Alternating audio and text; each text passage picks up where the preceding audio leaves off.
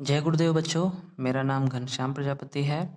मैं optics topic को आगे बढ़ाते हुए अब जो टॉपिक आपसे डिस्कस करने जा रहा हूँ वो है reflection in a plane mirror. मतलब हमें प्लेन मिरर पे रिफ्लेक्शन को स्टडी करना है। तो चलिए देखते हैं reflection in a plane mirror. सबसे पहले हम एक प्लेन सरफेस लेंगे, प्लेन मिरर लेंगे और इसको हम पॉलिश कर देंगे। पॉलिश करने के लिए सबसे पहले सिल्वर की कोटिंग की जाती है, देन ब्लैक कलर की कोटिंग की जाती है। अब देखिए, एक लाइट यहाँ से इस तरीके से आती है, इससे हम कहते हैं इंसिडेंट रे। और ये इस प्लेन सरफेस पे स्ट्राइक करके इस तरीके से रिफ्लेक्ट हो जाती है, जिसे हम कहते हैं रिफ्लेक्टेड रे। इसको स्टडी करने के लिए यहाँ पे हम एक इमेजिनरी नॉर्मल ड्रॉ करते हैं। ये नॉर्मल परपेंडिकुलर टू सरफेस होता है, सरफेस से 90 डिग्री के एंगल पे ये होता है। आप देख रहे होंगे यहाँ पे एक एंगल दिखाई पड़ रहा है, इस एंगल को कहते हैं हम इंसिडेंट एंगल या फिर एंगल ऑफ इंसिडेंस। यहाँ पे भी एक आपको एंगल दिखाई पड़ रहा है जिसे हम कहते हैं एंगल ऑफ रिफ्लेक्शन या रिफ्लेक्टेड एंगल। इससे रिलेटेड हमारे पास दो लॉज है जो भी हम आपको बताएंगे। ये आपका नॉर्मल होता है, ये नॉर्मल एक्चुअल में इमेजिनरी होता है, रियल में नहीं होता है। बट ये जो इंसिडेंट लाइन है और ये रिफ्लेक्टेड लाइन है, ये वास्तव में होती है। इसको मैं प्रॉपर्ली यहाँ पे लिखा हुआ हूँ। ये रहा आपका एक प्लेन सरफेस जो पॉलिश सरफेस है, मिरर है। यहाँ से इंसिडेंट लाइन आ रही है जिसे हमने इंसिडेंट रे नाम दिया है। यहाँ पे इस सरफेस पे स्ट्राइक होकर रिफ्लेक्ट हो रही है जिसे मैंने रिफ्लेक्टेड रे कहा है। यहाँ पे आपको इंसिडेंस एंगल दिखाई पड़ रहा है, यहाँ पे रिफ्लेक्टेड एंगल दिखाई पड़ रहा है। ये नॉर्मल है। इससे रिलेटेड जो लॉज निकल के आते हैं, लॉज ऑफ रिफ्लेक्शन, इसके दो। लॉ ऑफ रिफ्लेक्शन का फर्स्ट लॉ ये कहता है कि angle of incidence is always equal to angle of reflection.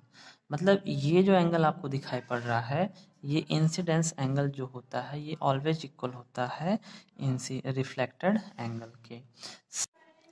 Law of reflection का सेकेंड लॉ ये कहता है कि the incident ray, normal and reflected ray all lie in same plane at the point of incidence. इसको हम थोड़ा समझने की कोशिश करते हैं। ये जो आप देख रहे हैं, समझिए कि ये एक प्लेन है, ये पूरा एक प्लेन है। ये रहा इंसिडेंट रे और ये रहा रिफ्लेक्टेड रे। तो इसके बीच में ये जो पॉइंट बन रहा है, आपको समझ में आ रहा होगा कि ये जो पॉइंट आपको दिखाई दे रहा है ये नॉर्मल है।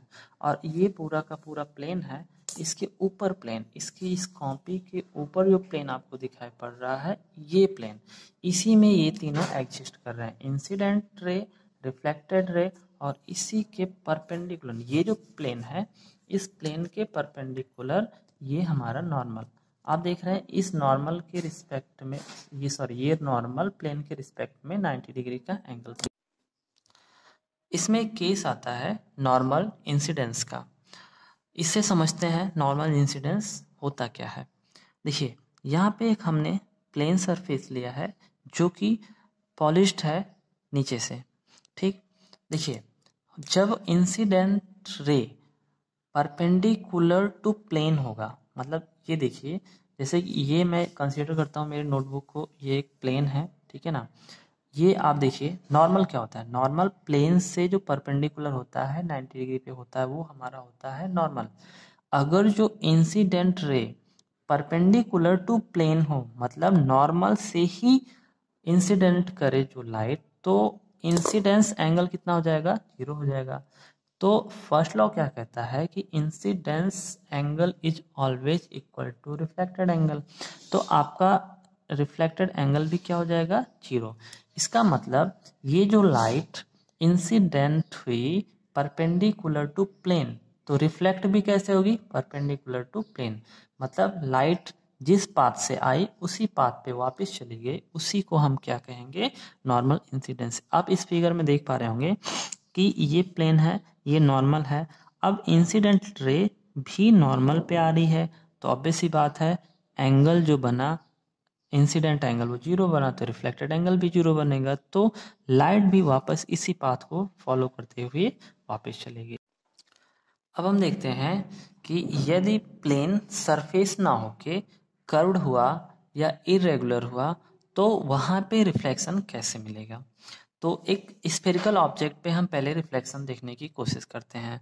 ये मैंने एक स्फेरिकल ऑब्जेक्ट लिया हुआ है जो इनसाइड से ये कोटेड है, ठीक है ना, पॉलिश्ड है। देखिए यहाँ पे एक हमने लाइट इंसिडेंट किया, अब इंसिडेंट किया और इस तरीके से निकल गई, रिफ्लेक्ट हो गई। यहाँ पे अब हमें देखना है कि sine i equal to sine r ये वैलिड हो रहा है कि नहीं हो रहा है। तो इसको वैलिड कराने के लिए हमें नॉर्मल की ज़रूरत पड़ेगी।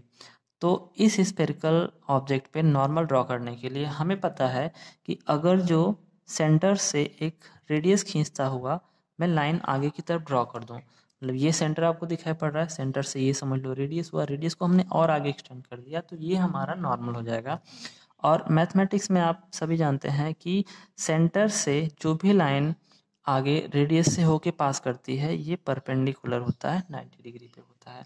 तो ये नॉर्मल 90 डिग्री पे है। उसके बाद यहाँ पे ये भी पाया गया कि ये इंसिडेंट एंगल और रिफ्लेक्टेड एंगल दोनों इक्वल हैं। तो ये जो रिफ्लेक्शन का कॉन्सेप्ट है स्फेरिकल ऑब्जेक्ट पे भी वैलिड है।